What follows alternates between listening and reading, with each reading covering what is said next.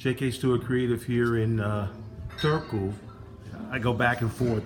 Obo, Turku. Yeah. It's bilingual, so you can use both. I can use both, yeah. But get this, you probably don't know this. Have you ever caught me misspelling your name and calling you Roxanne Fellman? Yeah, you have. Yeah, you have. Because I used the name Roxana before. You did? Yeah, but now I've gone back to Rosanna. Thank you for helping me. Yeah. Because I really felt stupid. I said, why have I been calling her Roxanne? And then come to realize, no, I'm misspelling her name too. Yeah. So good. I know now it's back to Roseanne. What was Roxanne all about? Why did you use that? That was more kind of like a stage name that I wanted to use, but I grew out of that. Okay. You know, it's interesting you say that because my first name in photography was Black Eye Photography. Black Eye. You know, and photographers who were then telling me, they said, you know, professionally, you should use your name, Kevin Stewart, photography. Were you advised in the same manner that you should now, as a poet, begin to use your real name, or did you just make that decision on your own? No, I think in poetry, especially in spoken word, you can have a stage name. Yeah. It's fully acceptable. Yeah. In Finland, quite many artists, like tonight, Jkstewart, that's not her real name. That's not her name. Yeah. No, that's her stage name. Yeah. So. Yeah, definitely. And while we're speaking, what is her real name? Jonna something. Yeah. She's a dynamic. You did absolutely. good. How'd you go about picking the two of us together? Well, I don't know. You're quite different, but still have the same charisma. Yeah, thank you for that, because I'm going to try to vibe off of some of her energy tonight. Yeah, I've noticed that within the poetry community, and this is something that I picked up on when we were in Gothenburg, 2017. And a lot of the poets come with this very rapid fire, you know, absolutely. sentiment. And I've sort of picked up on that and said, should I begin to try to find some way to mimic that? And not so much only because of Finland and what I picked up on in Gothenburg, but because of my love of rap. Tell me if there's been any influences on you since you've been doing your poetry based on... Well, a little. I've started to more use rhymes. So I have a lot of dynamic poems nowadays. And I would say that, I'm also influenced of rap, but not that much that I would say that it's rap, definitely not. And I've started also to write in Finnish nowadays. Okay.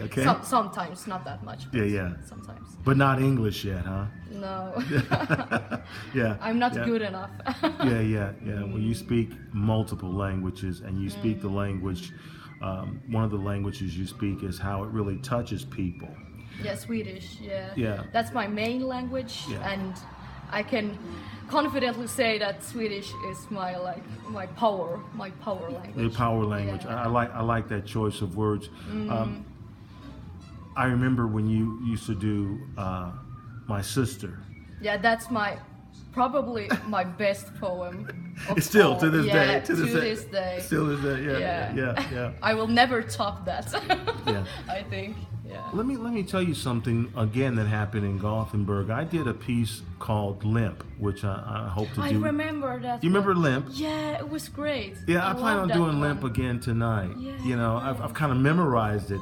Speaking of that, do you now have you memorized all of your poems that you deliver? Not all. Many of them. Many of them. Okay, so you can just go from one to the next, just without ever looking at a book or piece of paper. Well, I always have the paper in front of me. Okay. But I don't put it in my face anymore. Yeah. In the performance realm, when you're delivering, and you put that piece of paper in front of you, do you find that if you look at it, that your timing gets put off where you're trying to find the word of where you are? No, actually not. No. I perfected it that way. I look at it sometime, but I don't get off. You don't get off key? No. Yeah. Those precious 3 minutes that we're all coaxed with. Yeah. Talk to me about what has been some of the most profound moments that you've had, not as a performer, but looking out at the audience when I've been doing your poetry? And what I'm alluding to is, I remember when I did Limp, I had no idea that some people who felt like they were dealing with handicaps, that my poem would end up speaking to them. I was just simply talking about something. And so that's been an outgrowth of something that made me feel like, wow, I didn't know that my subject matter would touch on a certain community of people. Have you had any experiences like that? Yes, I have had experiences with that.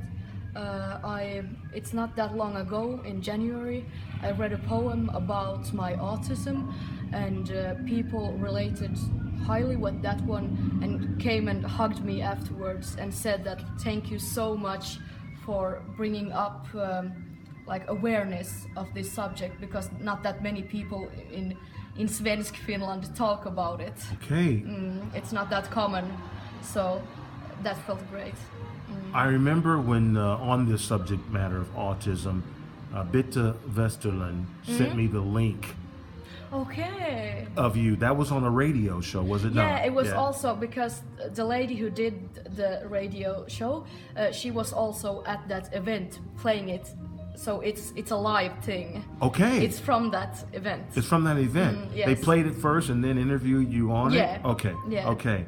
Yeah. So where was that? Where was that actually held? Was that here in? Yeah, it was here in Turku at Kasvisravintola Keidas. Yeah, it's this vegetarian restaurant. Okay. Speaking of here in Turku, I stopped by that cafe that I stopped at earlier, and guy, I said, oh, I feel so good. I found the hotel where I'm staying, and I found the bar where I'm playing tonight, where I'm going to perform tonight. I said, and he assumed that I was a musician. So he said, well, so you playing tonight? I said, no, I'm doing spoken word. And he said, oh, that's interesting. When he said that, I thought that he was saying, never heard of poetry in Turku. So therefore, my question to you is, how prevalent is it here in Turku? Is it growing? Or are you? It's absolutely growing. Before it was almost like exclusively in Finnish, but now it's in English, in Swedish. It's in almost every language. So it's growing like wildfire. Actually, I think that and I would characterize it as growing here, even in Finland. Yeah, absolutely. Yeah. Do you see that as well? Yeah, I see that. Yeah. That's because I get more bookings. So that's why. Yeah. But I think that Sweden, I get the impression, might have already been there where Finland is now going. Sweden is before Finland with everything. Okay. Any bookings you have in Sweden coming up this year? No, not in Sweden. It's mostly Finnish-based. Yeah. Let's see. Jonna will be going to Estonia after tonight. Have you ever performed in Estonia? No. Okay. Yeah. Tell me, something else is happening more than about performance that's happening with you. What's going to happen this year in addition to your performance? Yeah. In September, my first book is being published. Yeah, I'm so excited for that. It's my publisher is Förlaget, and my book is going to be 300 pages long. Whoa! Yeah. Whoa! Yeah, it's huge. You got that much to say? Yeah. Wow! Never stop talking in the book. Stop talking. Okay.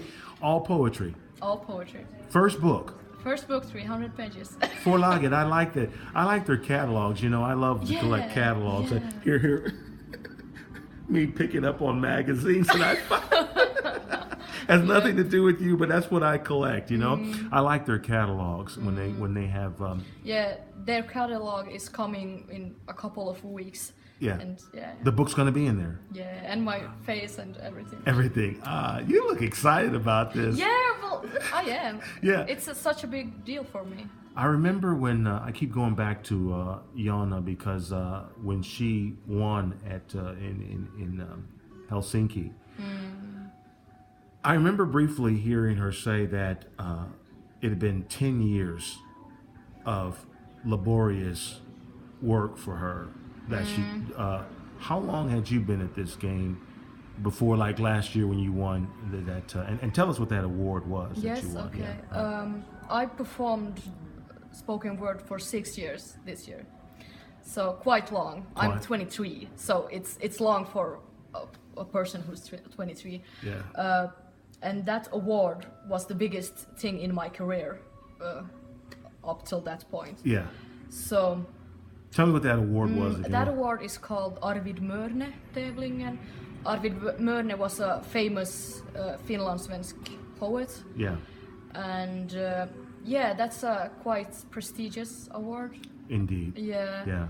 And almost all people who has won that award has become to be writers in Finland. Okay. So I cried like a baby when I got the news. Yeah. So and that was after 6 years, and so now I guess you're going into your 7th year. Yeah. Performing art, and now you're having to do lectures. You just came from another lecture. Yeah. And Poetry Pub, I think I asked you this online.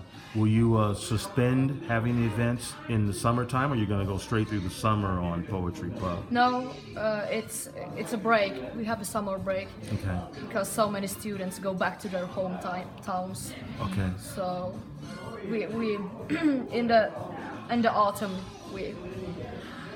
we keep on doing it. Okay, you'll come back with it. Well, it's really an honor to be here, and it's an honor to see you. Of course. You invited me, so why not? Yeah. I've been working hard to put on a good show for you tonight, okay? So, great. Good to see you again. Good to see you too. Jkstewart Creative sitting here with Rosanna Fellman in Turku, about to do Poetry Pub. That's a few hours from now. Yeah. But she's been kind enough to join me here now for a little chat time. Peace.